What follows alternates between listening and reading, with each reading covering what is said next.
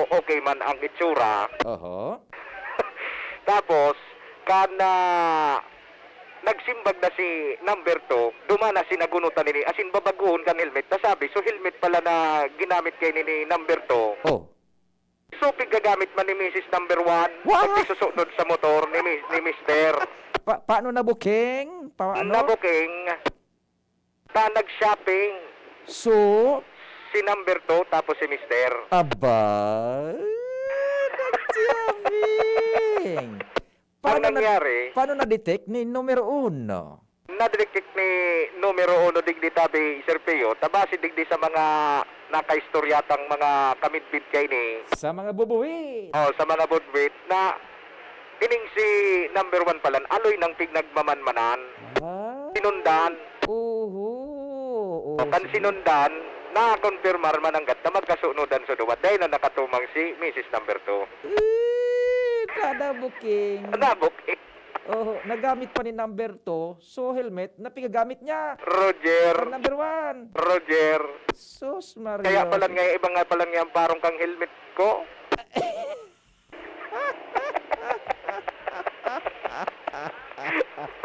Diday na nakadigar. Dahil na nakanigar, Oho. ngunyan dahil sa supog ni Mrs. number 2, tapos ni Mr., dali-dali ining kinuha si Mrs. number 2, tapos pinasakay sa tricycle, o minarkila ki tricycle, tanawara na sa helmet, kinuha ni Mrs. number 1. Wah.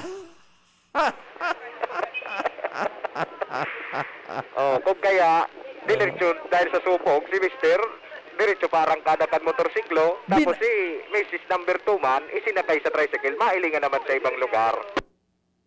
Binayaan si Mrs. numero 1.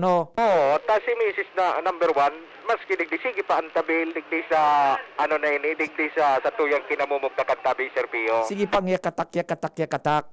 Na ako ngaya, niloko ngaya ko kaan.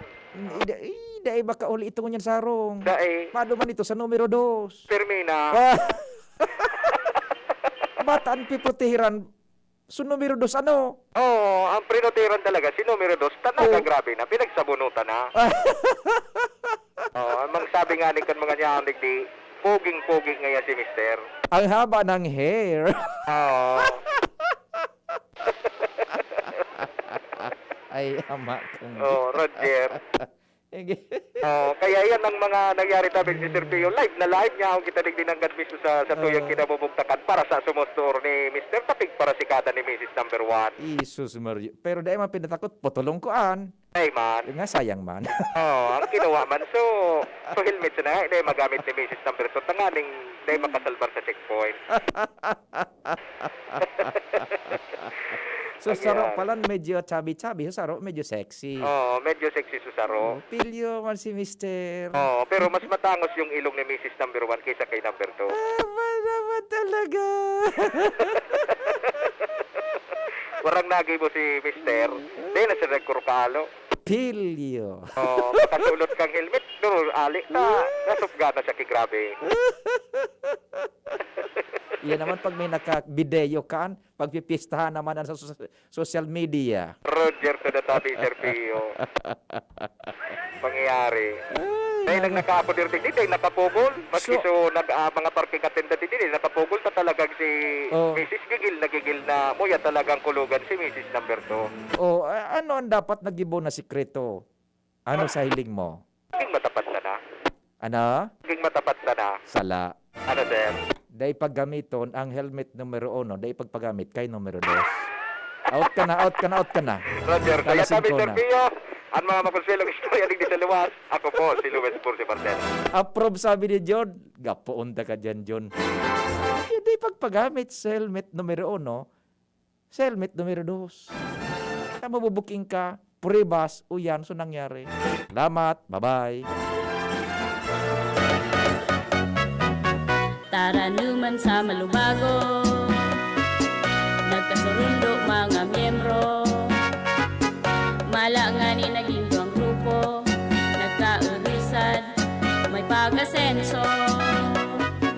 Tara na mga kababaihan, mag-irigos magugma, tangan ni dai magutom, ayo kaunon, magtara na. Kung kabredo,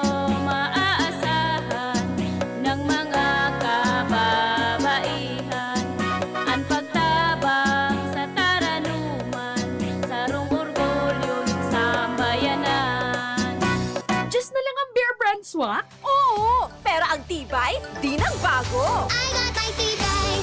Just na lang! Just na lang ngayon ang Bear Brand Swak. Araw-araw na ang tibay mo. Just na lang ang Bear Brand Swak. Araw-arawin mo ang tibay. I got my tibay. Just na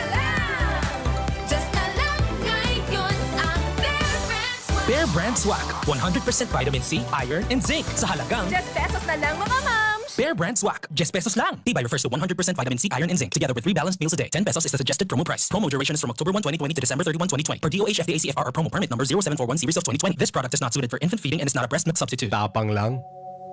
Kulang yan.